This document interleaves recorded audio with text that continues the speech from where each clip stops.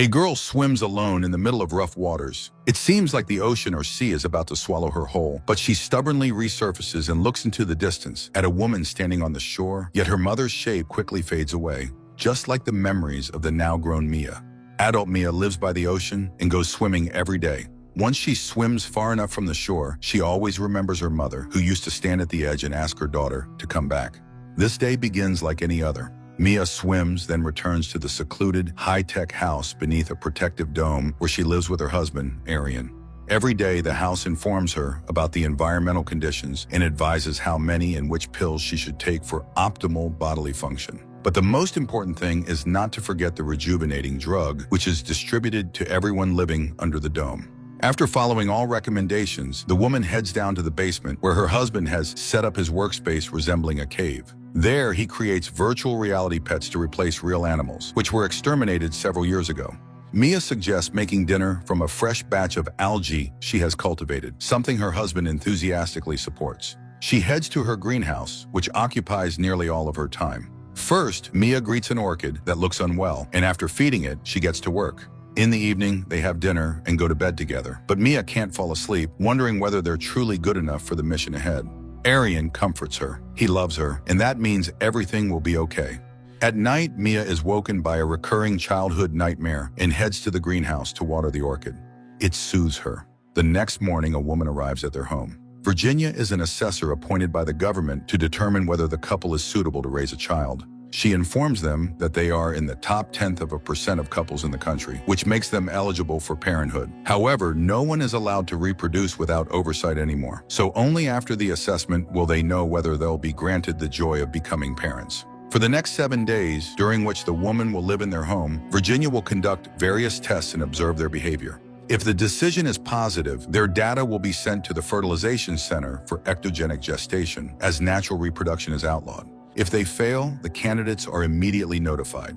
They also have the right to withdraw from the assessment at any time. But if they do, they will be forced to forfeit any future applications for conception. The final decision will rest solely with the assessor. Before she leaves them to settle in, Virginia reminds them that everything happening in their home must remain strictly confidential.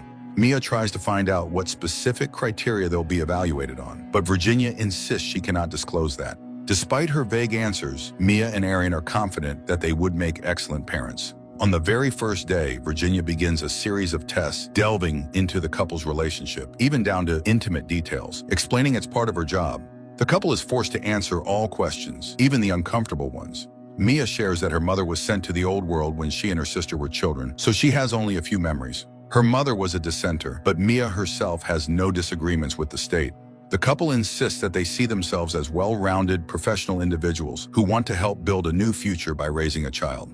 Virginia finds their answers somewhat rehearsed. That's when Mia admits she is willing to do anything to ensure her child has something she herself was deprived of, a sense of belonging. Satisfied with their responses, Virginia heads to the room assigned to her and notes the squeaky springs in the mattress, though Mia insists there aren't any.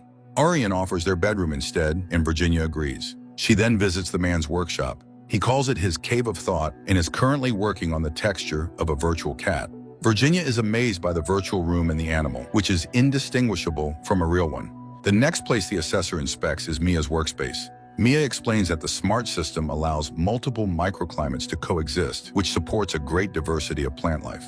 The greenhouse alone houses over 1,000 species of plants and algae. Virginia notices the orchid, and Mia asks her to be careful with it. It's the only thing she has left from her mother. The assessor demands full access to all areas of the house, and Mia is forced to comply. The next step is a full medical analysis of the couple. Mia is surprised they've already gone through these procedures, but they have no choice but to comply. Virginia pries into every detail of their lives. Arian explains the scars on his arm came from an incident during the domestic animal purges. Some activists blamed him for the culling, thinking it was because of the rise of virtual pets. But the truth was different. Pet extermination was part of a disease prevention program. The state underestimated the emotional value of companionship when they wiped out real pets. Protesters blew up a university lab.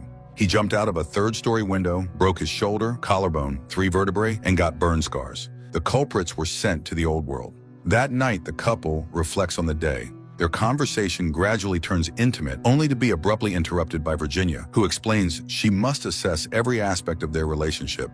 The couple has no choice but to accept her presence in their bedroom.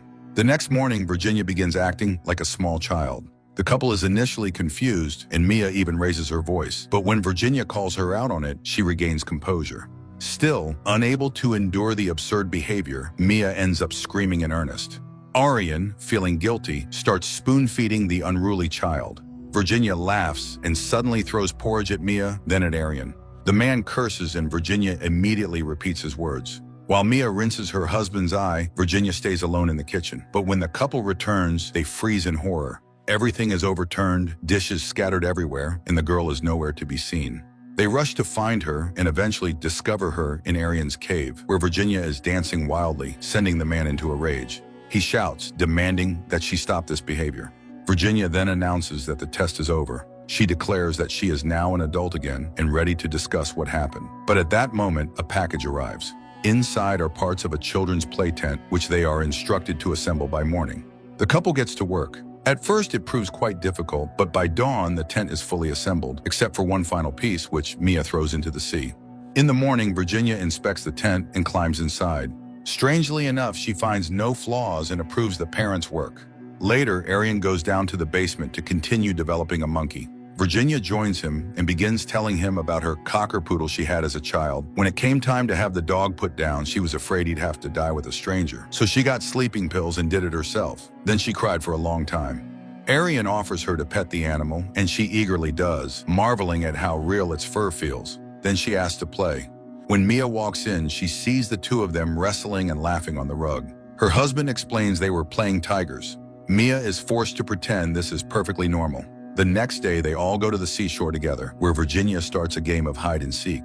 Arian enthusiastically joins in and goes along with her antics, later telling Mia he's simply refusing to be provoked. They argue about it and suddenly notice Virginia is missing. The couple frantically searches for her, and Mia eventually finds her in the surf. She pulls Virginia ashore, admitting she was terrified for her, but Virginia simply says she was a starfish and walks away. The couple is left confused, unsure of how to act, and Mia, in desperation, screams that she wants a real child. Arian continues playing along and carries Virginia back home on his back. It starts to rain and his back begins to ache. Mia offers to carry the daughter the rest of the way, but Virginia refuses, declaring she only wants her daddy. Eventually, they go inside while Virginia remains outside, shivering in the rain. Mia finally manages to coax her into the house and draws a warm bath. She bathes the girl and talks to her about her mother. Suddenly, the doorbell rings. It turns out Virginia has arranged a dinner party, inviting relatives, neighbors, and colleagues to observe the couple's social interactions. The couple scrambles to prepare for the guests. Arian's colleague arrives with his husband and their teenage daughter. The rest are older people who haven't seen children in a long time. Virginia startles them by jumping out of the tent. No one expected a grown woman to behave like a spoiled child. During dinner, she pesters the guests, grabs food off their plates, and causes general confusion. Unexpectedly, Arian's mother arrives, clearly not thrilled by the invitation. Virginia's strange behavior continues, shocking the teenage girl who can't figure out how old this auntie really is. The adults start talking about work. One of the guests mentions classified reports claiming there's life on the Forbidden Lands, and even natural childbirth like in the Dark Ages. The children there live short, miserable lives, while here population is strictly controlled. The guests offer a toast to the future parents, and Arian's mother accidentally reveals that he and one of the guests had previously applied for parenthood. This is a bombshell for Mia. The conversation shifts to the New World and those who were exiled there. They mention that Mia's mother was banished for lies and disinformation. One of the women turns out to remember life before the boundary. She's 153 years old. At first, everyone talks about how wonderful it is to have real summers again, but summer never ended. Unbearable heat, endless storms, no harvest, no shelter, nothing useful, hunger, disease, the extinction of many animal species. People killed each other for scraps, and in the end, destroyed themselves out of greed and apathy. One day, the survivors found a solution, a new world, but there wasn't room for everyone. They had to make hard choices for survival. So even though people can now grow food in greenhouses and produce offspring, they haven't conquered nature, only borrowed it, and soon, nature will demand it back. At the end of this speech, Virginia, who has climbed into a guest's lap, urinates on her. Chaos erupts. When someone accuses Mia of coming from a line of bad mothers, she punches the guest. The dinner ends abruptly. Mia puts Virginia to bed and goes to her husband, who brings up what happened. He had kept his previous application a secret, afraid of losing her. The couple reconciles, but the events only add to the underlying tension. That night, Virginia comes to their bed, claiming to be scared of a bad dream. Mia allows her to sleep in the middle. The next morning, Arian heads to work while Virginia goes to Mia's greenhouse to ask what she thinks about everything that's been happening. Mia assures her that both of them are handling the test perfectly well. Later, Mia suddenly gets a call. Her sister is sick and in the hospital. According to the rules, if either test subject leaves, the evaluation must be halted. But Virginia grants her special permission to leave as long as she returns by 6 a.m. That night, Virginia gets into bed with Arian and, despite his resistance, coerces him into intimacy, claiming it is part of the evaluation. She assures him that Mia will never find out and praises him profusely, both as a man and as a scientist.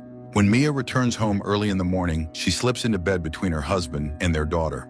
In the morning, she says the hospital call was a mistake, just a mix-up of names. Virginia continues acting like a child, though it's clear Arian is finding it increasingly hard to maintain his composure. Mia senses something happened and asks her husband to watch over Virginia while she goes swimming. The woman heads for the sea while Virginia asks Arian to play with her, but he's busy working and tells her to play outside on her own.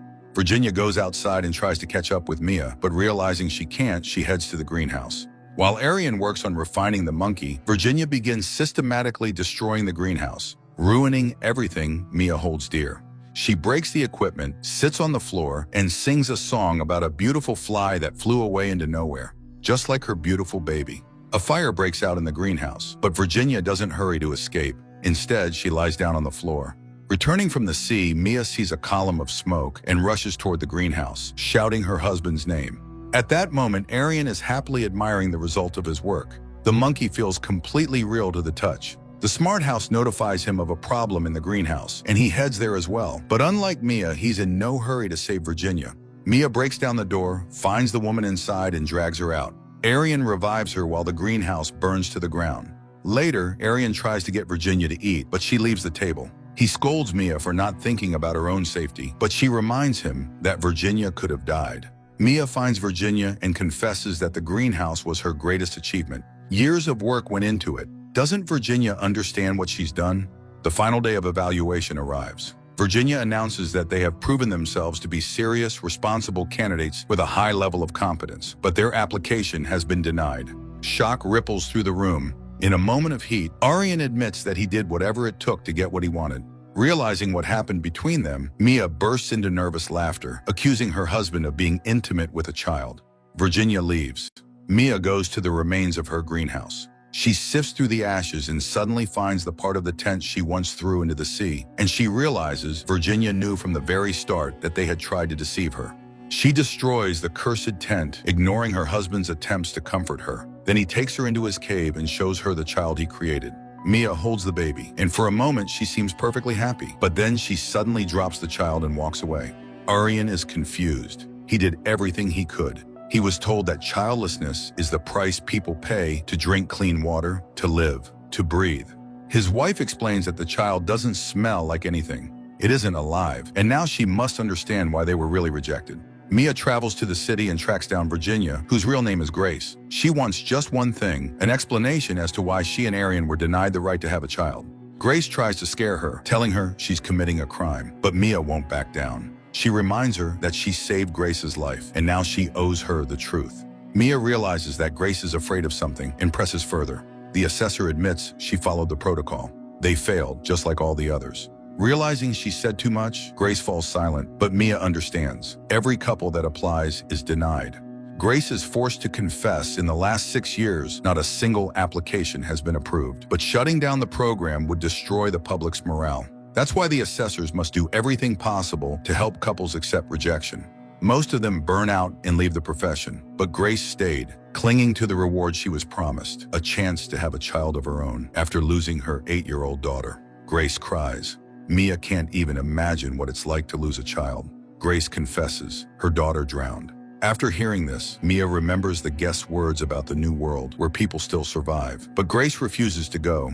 She's too old now, and without the youth serum, she wouldn't last long. Sometime later, Grace, Virginia, is assigned to assess another couple. She travels to their home where, like so many others, they insist they're ready to be the best parents. They show her to the room prepared for her stay. The woman of the house leaves briefly, but when she returns, the assessor is nowhere to be found. She steps onto the balcony and sees Virginia's lifeless body on the ground below. Meanwhile, Aryan is caring for a little girl in his cave, and Mia is passing through the checkpoint at the border of the old world. She surrenders her rejuvenation medication and walks on. Aryan runs along the shore with the now older girl. When they return home, a virtual version of Mia waves at them from the porch. The real Mia approaches the final chamber before entering the old world. People suit up in protective gear and walk into the unknown. Mia steps into the light and removes her mask. The strong wind blows through her hair, and though it's clear not everything is fine in the old world, the woman smiles through tears, feeling free at last. Despite the film's intricate structure, with elements of social and environmental drama, personal conflict, and science fiction, it becomes clear that the true conflict lies in a life decision. A choice that is incredibly difficult to make, but it must be made, even if it means sacrificing eternal youth and love.